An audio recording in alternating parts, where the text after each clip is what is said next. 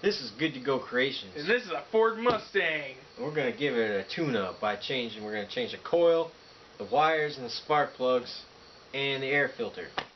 And it's going to run great afterwards, right? Hopefully. It's going to run great. The motor is a 2.3. 4-cylinder.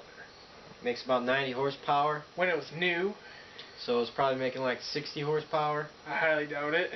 But it's a convertible, and that's all that matters. So it's heavier, so it's slower.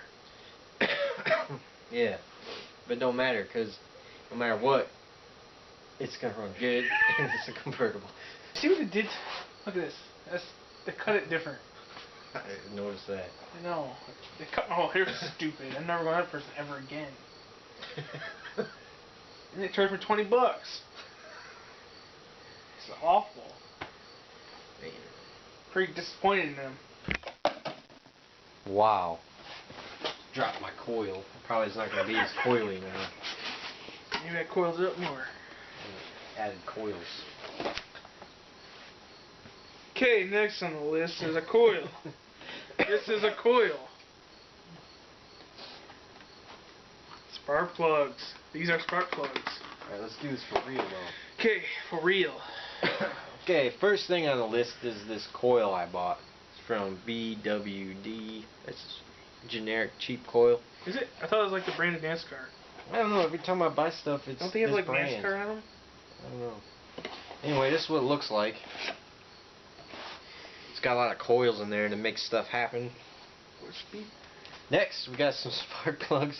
I like to stick with whatever brand the car should have, so in this case this Motorcraft is a GM. I put AC Delcos, and I think Chrysler uses Champions. I thought Jaguar used Champions. Jaguar and Chrysler uses Champions. These are spark plug wires. You tell them about spark plug wires yet? No. These are what takes the spark to your spark plugs. Yeah, it's pretty crazy how that works. Yeah, these are really dirt cheap ones. They're $20 spark plugs for only 4. They're exact with the X. It must be like pre-cut. And we got this, how you say this? Pertolator. Pertolator air filter. It filters air. These are new with now enhanced with silicone wire. Silicon. Alright. Also, the guy talked me into buying some spark plug anti-seize. I guess this is a good idea if you don't plan on changing your spark plug very often.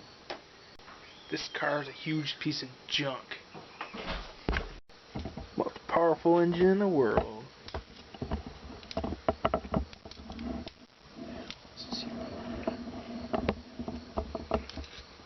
I'm gonna work one of these.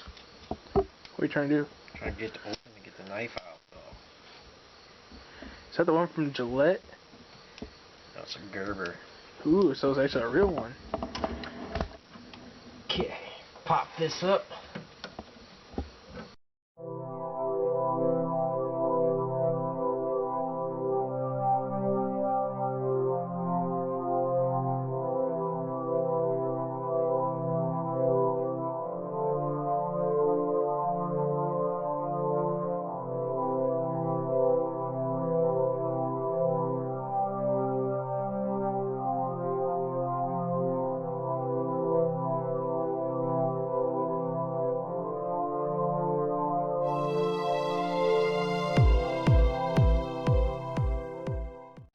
So we took our 4 little screws out to detach the coil. Pull the coil plug off, get your power plug off, and you just slide it right out of there. Piece of cake. I'm going to go over here and grab a new one. And do the reverse process. It's going to make it spark better. Let's go fast, like Ricky Bobby.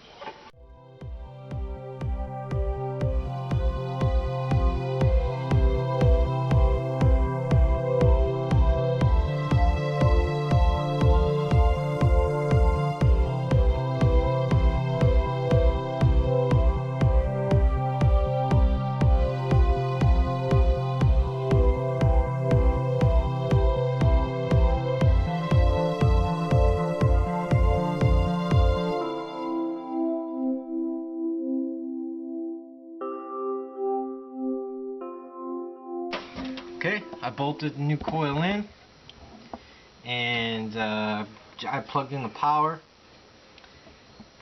And I'm not going to plug this in because I'm going to change this coil. I'm going to change the coil wire because I got the new spark plugs.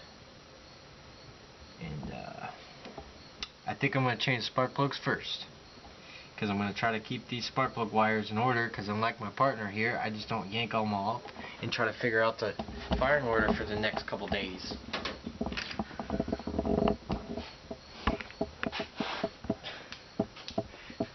So next thing we're going to do is just make sure all of the spark plug gaps are right. According to online, they should be between 42 thousandths and 46 thousandths. And right now they're all set to about 45 thousandths. So now I'm going to pull a spark plug out of the motor, double check to make sure they're the same length, because you don't want to put plugs in there that are too long and mess up your day. So we're going to do that next. Okay, we're going to pull the plugs, just pop the wire off. Sometimes they're kind of tight in there. Try not to, you know, get crazy with it, because you don't want to mess up the threads in your cylinder head. That wouldn't make your day either.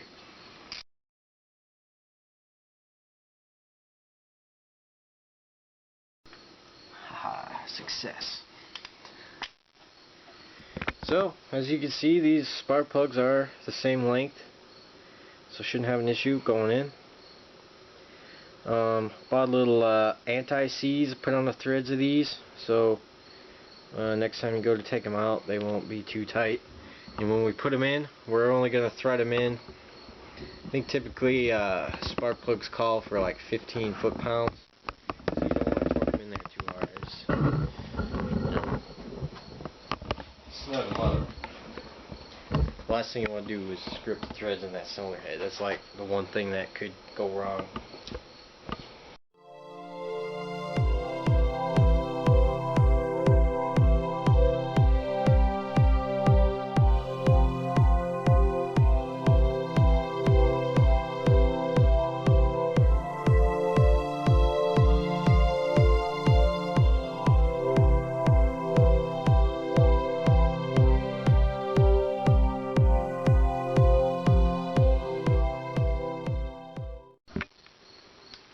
You know?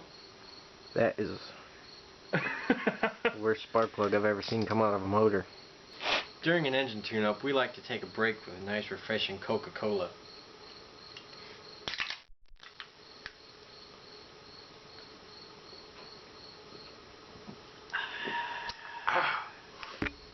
Okay, so we're going to put some of this anti-seize on the threads of the spark plug. Just a tad bit would be plenty. You don't need to thread it around all the way. It'll get itself on there when we put it in. Good. Just put the new spark plugs back in. Remember, put them in by hand and don't cross thread. There's no such thing as cross threading. It's only if you get to rethread it. Cylinder heads there is, because they'll blow them back out. Rethread these spark plug threads. Tell the viewers to make sure they don't over tighten the spark plugs. If I were you, I'd tighten these up to wherever you tighten your lug nuts with.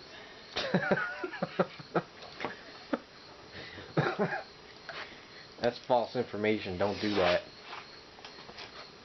What's the worst that could happen? I don't think it'd be bad doing a head job on this car. You know what I mean? No.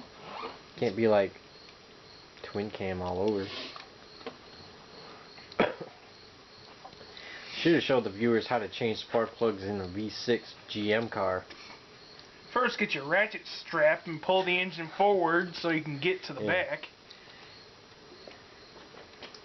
That's the easiest way, honestly. Tie your motor to something and back up. Tie your motor to a big, huge thing in your garage and hopefully it don't fall on top of you. We need to put that video somewhere. I still have it.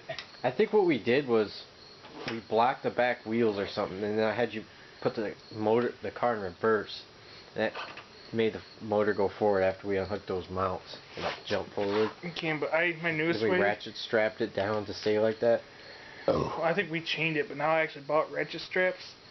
I just tie them around the core, or the radiator support, and then take the other one, put it to like the alternator bracket, and just ratchet it forward until like the exhaust hits the fans, and it gives you tons of room. I didn't have an issue in the Sunbird. I dread changing my turbo. That is the least amount of room I've ever seen in my life back there. I can't figure out why my Sunbird's got. I mean, I take that strut tower crossbar off, and it's like I can get my whole arm back there. I can almost see the spark plugs. Yeah, turbo new. 3800s aren't bad anymore. Like I've got to where I'm really good at them. I enjoy doing them almost. I enjoy working on them because I know so much about them now. Isn't this more enjoyable though? Yeah, everything's in view. I'm not sitting on top of the motor. My knees are hurting. I'm not swearing a bunch yet. Okay, so now we're gonna torque these down. 15 foot-pounds approximately. Just nice. I don't know how to explain it, but pick up something that's like 15 pounds and then kind of do about the same thing to it. That's what they say. Yeah, they don't need to be too tight. No, just a tad beyond snug. I have a good feeling it's gonna fix our misfire problem though. Okay, here's my plan. I'm gonna pop them off here, and then you show me like spark plug 1 and shake it, and then I'll plug it in, and then hand you this side, and then you plug it in. Sounds like a planio, homeo. So I'm gonna go out on a limb and say the shortest one's up front. So well, I'm just when I pull it off, I'll match it up, see which one we need. Is that number 1? oops, I think I broke that. I mean, is it the front one? Yeah. Okay. Figure out this is what I do when I change spark plug wires. Get everything tangled up. Get everything tangled up, and then kind of hold them next to each other. Okay, that one's too long. That's not the right one for that. Right over here. That one's too long. It's not the right one.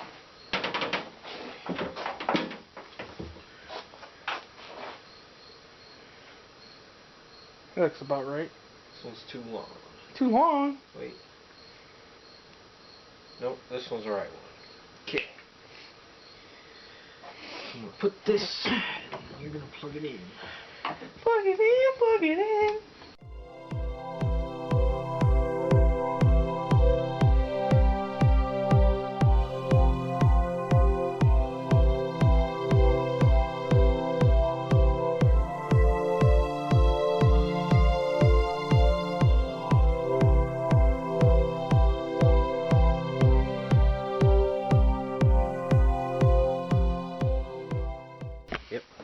Okay, so now we're going to change out the air filter. This is held down by some flathead screws or some bolts if you want to use a hatchet.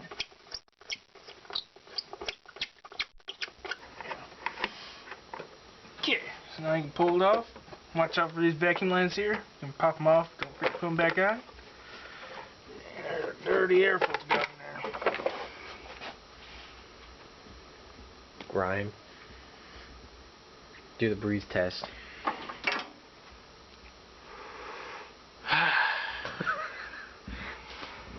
I'll do it with that one. Much easier. Much cleaner too. Hold them up together. Yeah, that should make it run a little bit faster because this is a high-speed machine. Can't have no dirty air filters. You don't do with this, it's no good.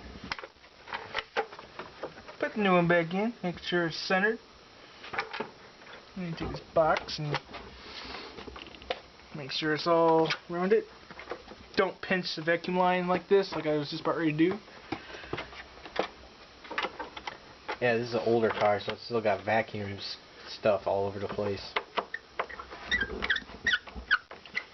Vacuum this, vacuum that.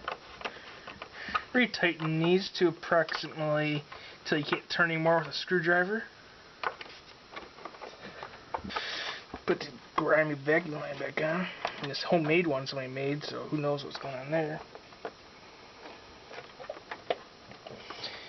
And basic tune-up complete. It looks pretty tuned up to me. So let's throw a battery in it and see how fast it goes. Let's do it.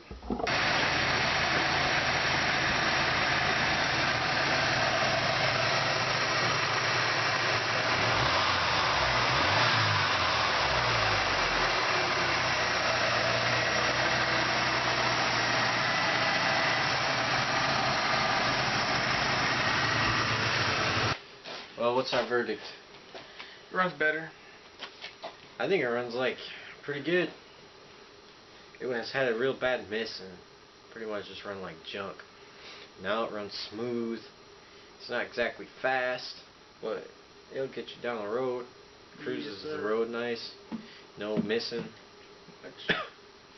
Just typical 4-cylinder missing, but that's good. It's good to go.